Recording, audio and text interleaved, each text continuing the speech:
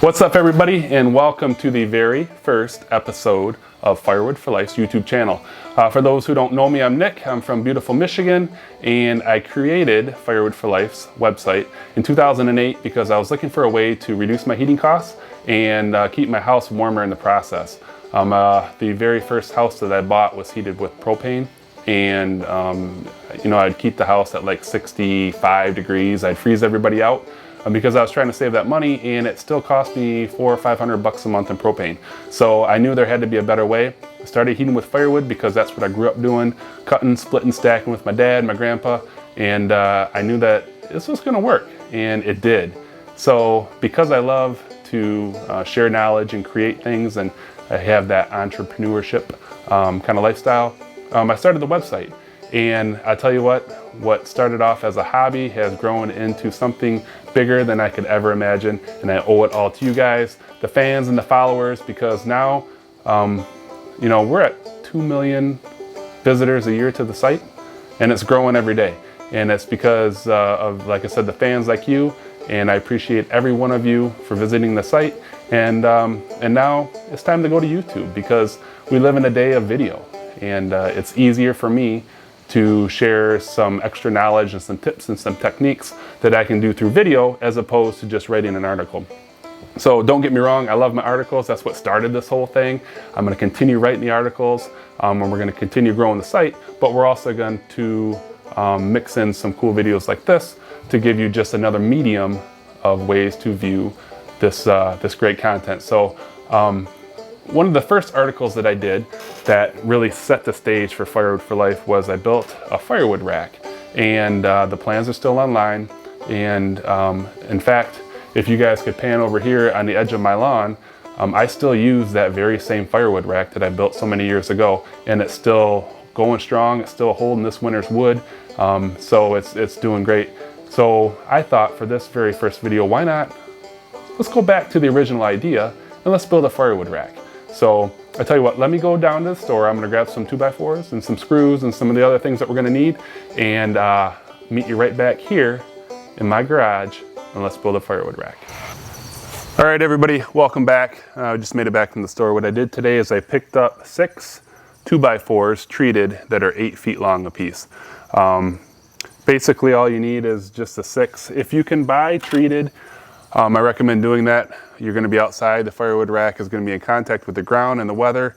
The wood is wet, so just buy the treated. They're like $4.50 a piece. They're not that much more than a non-treated piece of wood. And so what, for $25 total, you got yourself 6 really nice pieces of wood.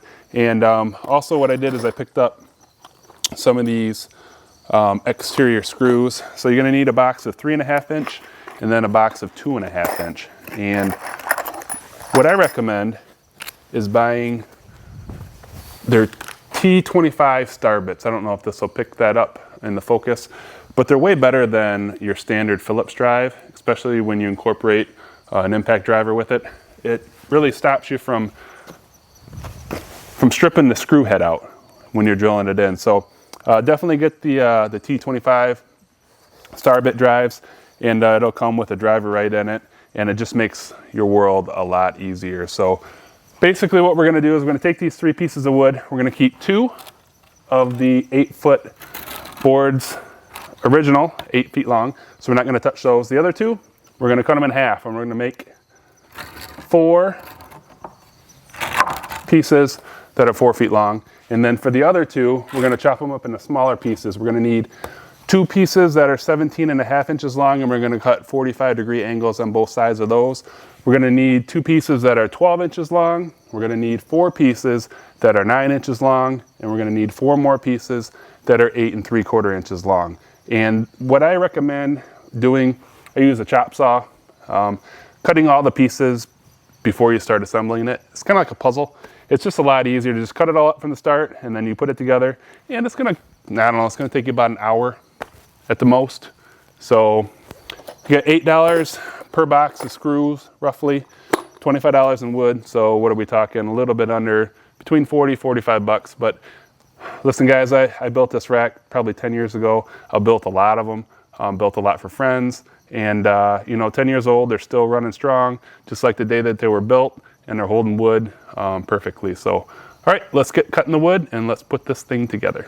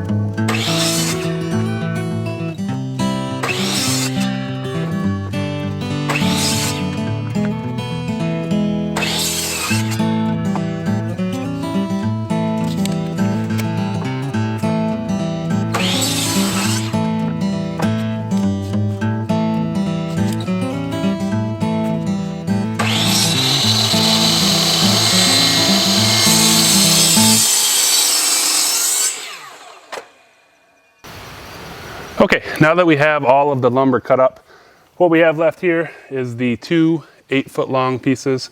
We've got 4 that are 4 feet long a piece. We've got your two 17.5-inch pieces cut with 45s on each end. We've got 2 pieces that are 12 inches long. We've got 4 pieces that are 9 inches long. And finally, we have 4 pieces that are 8 3/4 inches long. Now the only thing left to do is put it together. All right, now that we have everything cut up, the easiest thing to do, find a flat surface. We're out here in my driveway, mainly because it's clean and flat and because it has good natural light for the camera. But take your two 8-foot long pieces of 2x4, space them about 12 inches apart. Take your 12-inch piece, screw it into the bottom or the end of it right here. You know, it's easy just to put 1 foot on it, get it started.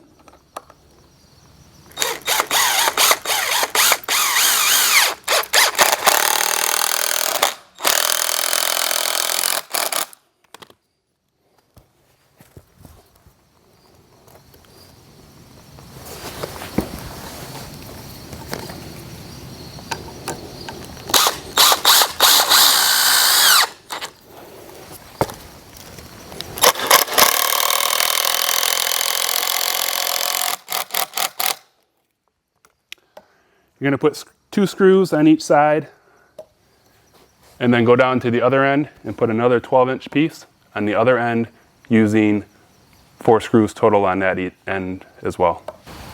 Okay, now that you've put the 2 12-inch pieces on each end, you're going to want to use 3.5-inch screws for that. Next, take your 4 feet long piece or 4 foot long piece, and you're going to put it vertical right here in this corner, okay? And then what you're going to do, I find it's easiest unless you got an extra hand around, just to take a clamp and then using the 2.5-inch screw. If you use the 3-inch screws, it's going to go all the way through on the inside and you don't want that. Using your 2.5-inch screws, just place 2 screws to hold it into place. Once that first screw is in there, you can take off your clamp.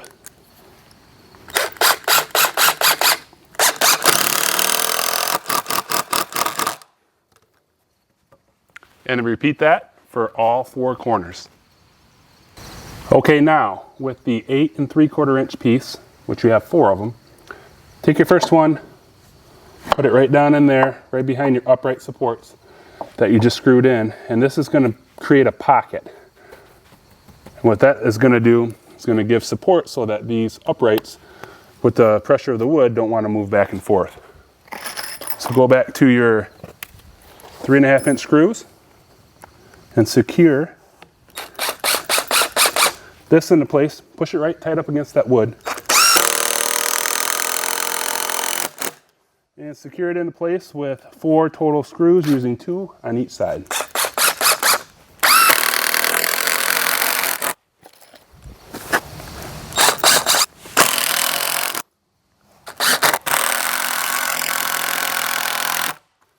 Once you have that in place, you're going to go down and do the same thing on the other end.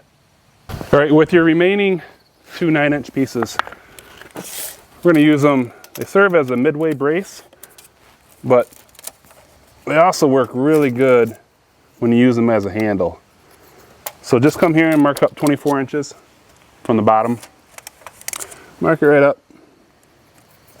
Do that on both sides.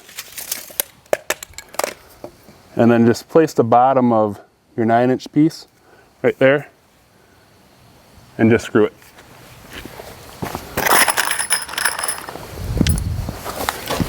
Use the 3.5-inch screws for this. A lot of times, there's a little trick. It's easier just to start them on the ground, at least for the first one.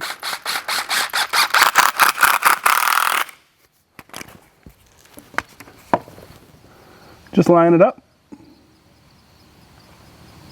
and screw it in.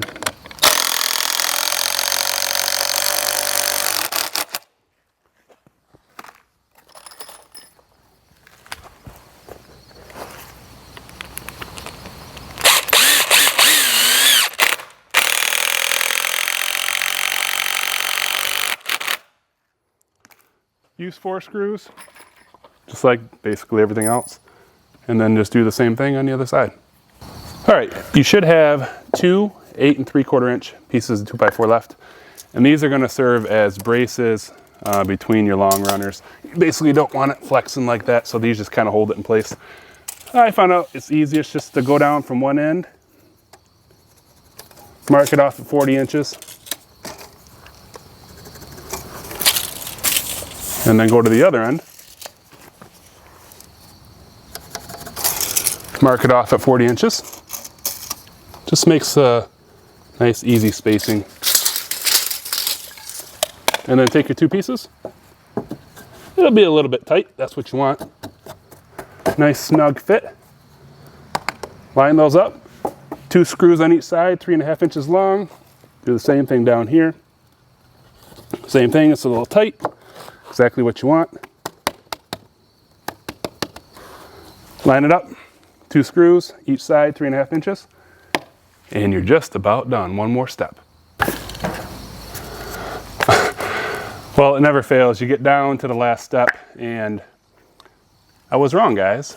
As many times as I've built this firewood rack, you actually need 4 17.5-inch pieces at 45-degree angles. So not a big deal. The good thing is, if you bought the 6 original 2x4s, you still got a big chunk left over. So you got more than enough wood. Just when you do it from the start, cut 4 instead of 2. That'll save you a step, but again, no big deal. Let me go cut these up real quick and we're gonna finish up the last step of this project. All right, now that we have our 4 pieces measuring 17.5 inches across the top, 45-degree angles cut on each side, and these just serve as support pieces. What that is going to do is help prevent, with the weight of the wood, your uprights from leaning back. So again, it's easiest just to start it on the ground. Line up the back side with the back side of the support. The 45 is flat here. If you did everything right, it should sit up nice and flush there. Just use 2 2.5-inch screws here, and then take a 3.5-inch screw and toenail it down into the bottom.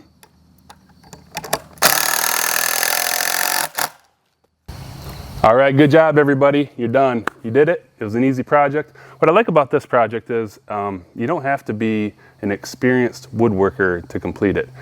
It's real simple cuts, uses just a couple different sizes of screws, and when you're done, you got a great rack, and it works awesome, folks. It's really sturdy. You can load this baby up. You know, just don't stack the wood higher than the 4 feet, because it will become unstable just like any other thing would. So just keep it below the uprights and stack it full, and you're gonna love it. So speaking of loving it, if you like this video, do us a favor, give us a like, give us a follow on YouTube, And if you need any more information, you can always check out our site. We've got over 300 and some odd pages of valuable information with home heating, wood stoves, you name it, survival kits. It goes on and on. So again, thanks for visiting. Stay warm, and we'll see you in the next video.